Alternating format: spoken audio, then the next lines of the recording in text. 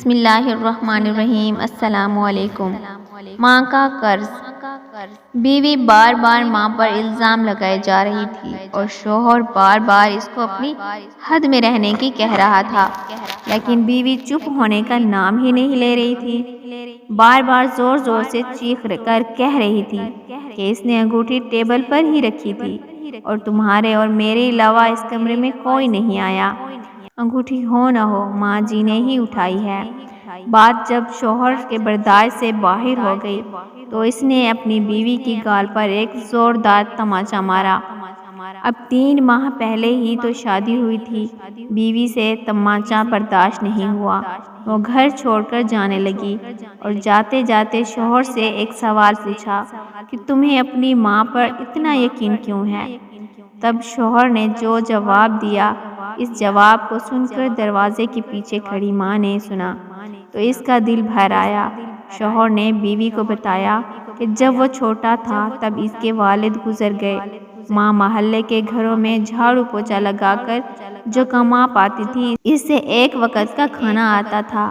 ماں ایک پلیٹ میں مجھے روٹی دیتی تھی اور خالی ٹوکری ڈھک کر رکھ دیتی تھی اور کہتی تھی میری روٹیاں اس ٹوکری میں ہیں، بیٹا تو کھا لے۔ میں نے بھی ہمیشہ آدھی روٹی کھا کر کہہ دیتا تھا کہ ماں میرا پیٹ بھر گیا ہے، مجھے اور نہیں کھانا ہے۔ ماں نے مجھے میری جھوٹی آدھی روٹی کھا کر مجھے پالا پوسا اور بڑا کیا ہے۔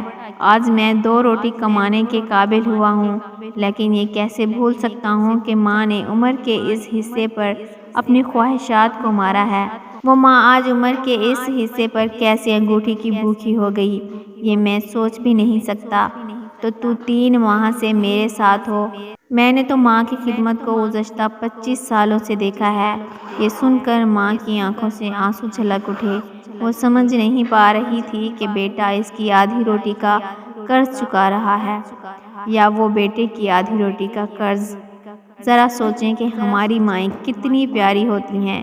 ایک ماں ہی ہوتی ہے جو اپنے بچوں کے لیے بڑی سے بڑی قربانی دینے سے بھی دریغ نہیں کرتی۔ ماں تو اپنے منہ کا نوالا تک اپنے بچوں کو کھلا دیتی ہے۔ مجھے اپنے بچپن کا واقعہ یاد آتا ہے۔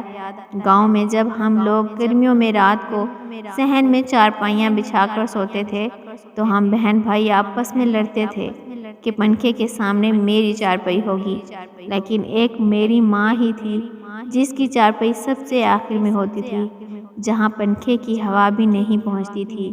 ماں کہتی تھی کہ مجھے پنکھے کی ہوا اچھی نہیں لگتی۔ دعا ہے کہ اللہ پاک ہم سب کی ماؤں کو صحت و سلامتی والی زندگی عطا کرے اور ہمیں اپنی ماؤں کی اچھے طریقے سے خدمت کرنے کی توفیق عطا فرمائے، کیونکہ ہم اپنی ماؤں کی جتنی بھی خدمت کریں ہم اس کے دودھ کے ایک قطرے کا بھی قرض نہیں چکا سکتے۔ اللہ پاک ہم سب کا حامی و ناصر ہو، آمین۔ امید کرتی ہوں آپ کو ہماری آج کی یہ ویڈیو ضرور پسند آئی ہوگی۔ اگر ویڈیو پسند آئی ہو تو کامنٹ سیکشن میں اپنی رائے کا اظہار ضرور کیجیے گا اور ویڈیو کو لائک اور چینل کو لازمی سبسکرائب کریں۔ شکریہ۔